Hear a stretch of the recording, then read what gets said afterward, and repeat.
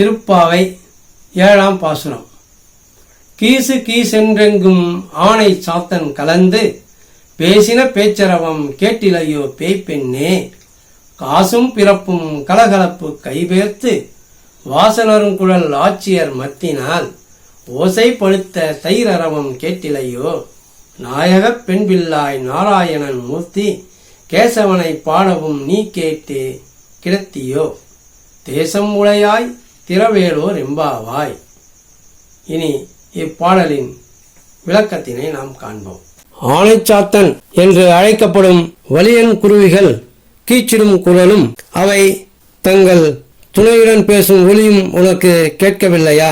வாசனை மிக்க கூந்தலை உடைய ஆயர்குலப் பெண்கள் மத்து கொண்டு தயிர்களையும் ஓசையும், அப்போது அவர்களது கழுத்தில் அணிந்துள்ள அச்சுத்தாலியும் ஆமை தாலியும் இணைந்து ஒலி எழுப்புவது இன்னுமா கேட்கவில்லை? எல்லோருக்கும் தலைமை ஏற்று அழைத்து செல்வதாக சொன்ன பெண்ணே, நாங்கள் நாராயணன் கேசவனை புகழ்ந்து பாடுவது உன் காதில் கேட்டும் உறங்கும் மர்மம் என்ன?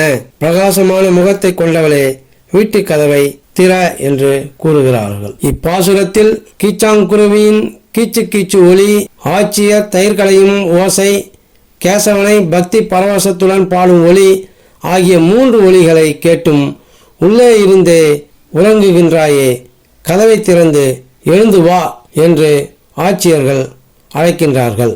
பெருமாளுக்கு பல திருநாமங்கள் உண்டு.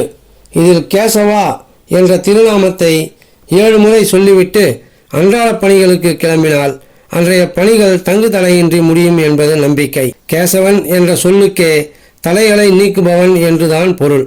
வாழ்வில் ஏற்படும் தடைகளை கலக்கும் இப்பாடலை திவ்ய தேசங்களில் ஒன்றான ஆயர்பாடி தலத்தை மனதில் கொண்டு ஆண்டாள் பாடி அருளினார்.